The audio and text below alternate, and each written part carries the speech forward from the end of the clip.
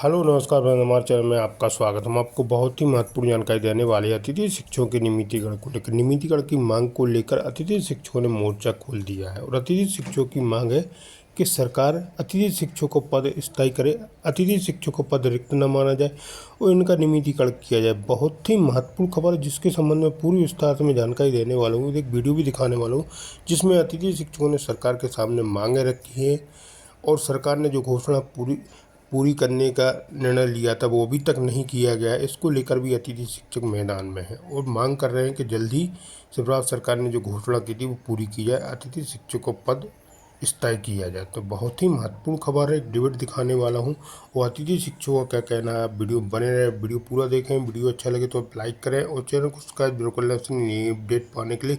National media ने अतिथि शिक्षकों से सवाल किए तो उसके जवाब में क्या कहना अतिथि शिक्षकों का, वीडियो में बने रहे, वीडियो पूरा जरूर देखें। हालांकि ये लोग जो कि अतिथि शिक्षक हैं अपने भविष्य को ही लेकर अधर में हैं और इसको लेकर आज धरना प्रदर्शन कर रहे हैं।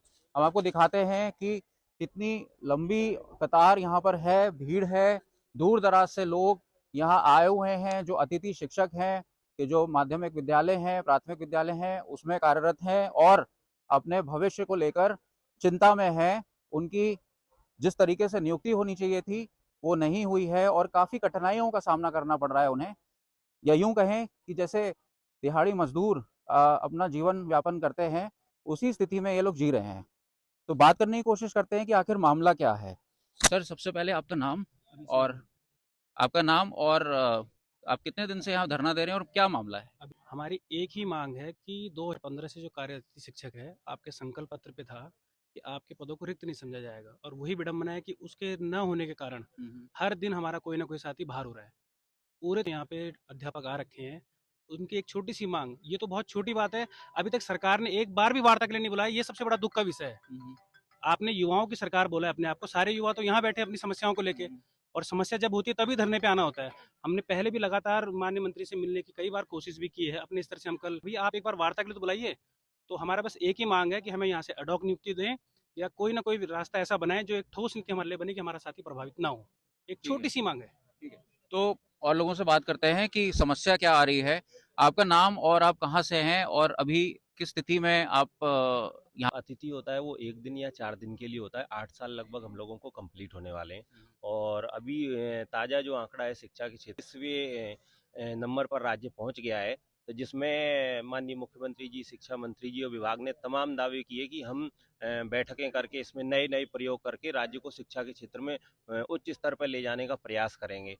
पर मैं सरकार से पूछना चाहता हूं कि बिना शिक्षकों के, क्या कहते हैं, कि आप जो है शिक्षा के स्तर को उच्च कैसे ले जाएंगे?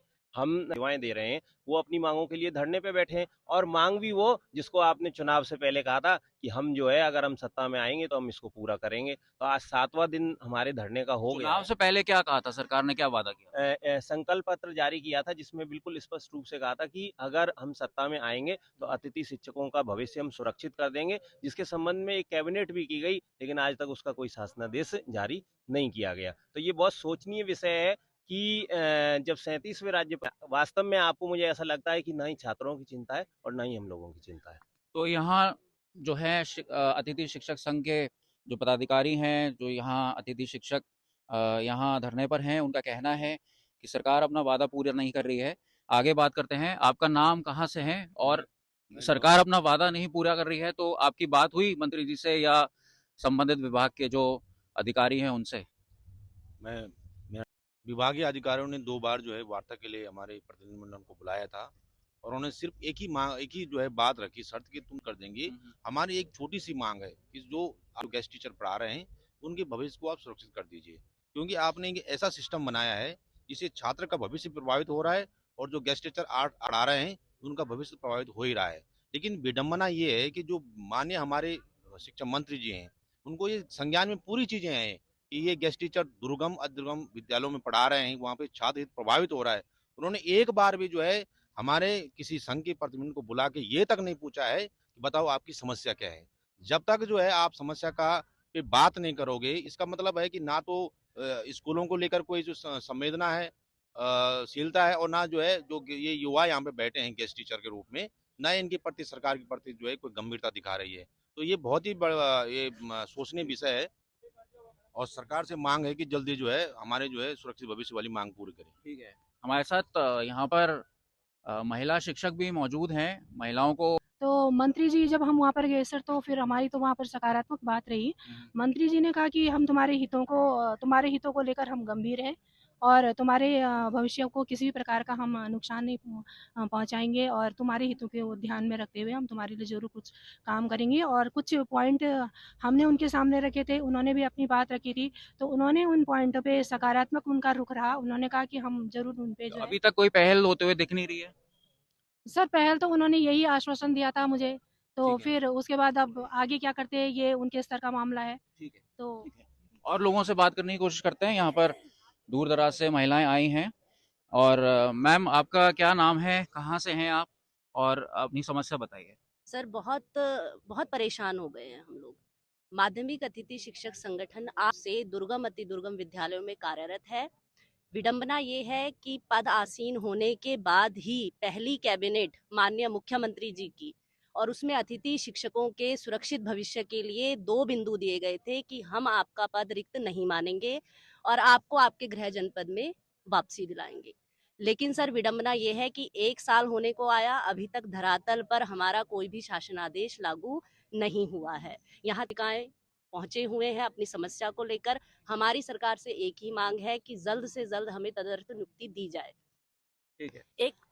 एक अनुरोध सर और करूंगी कि जब सरकार हमेशा सुप्रीम कोर्ट या नीतिगत फैसले का हमें हवाला देते हैं, तो मेरा सरकार से अनुरोध यही है कि जब सरकार धर्मांतरण और महिला आरक्षण जैसे मुद्दों के लिए विधेयक ला सकती है, हम लोग सभी मानक पूरे करके आए हैं। बहुत ही ट्रांसपेरेंट तरीके से हमारी भर्ती हुई है, हमारी जायज मांग है और हम वही मांग कर रहे हैं जो आपने अपनी कैबिनेट में संकल्प पत्र में घोषणा की थी कि हम लोग इसको करने वाले हैं। हमारी मांग बहुत जायज है सर। मेरा आपके चैनल से पुनः निवेदन सरकार को कि जल्द से जल्द हमारी एक तदर्थ की मांग पूरी की जाए। धन्यवाद। ठीक है।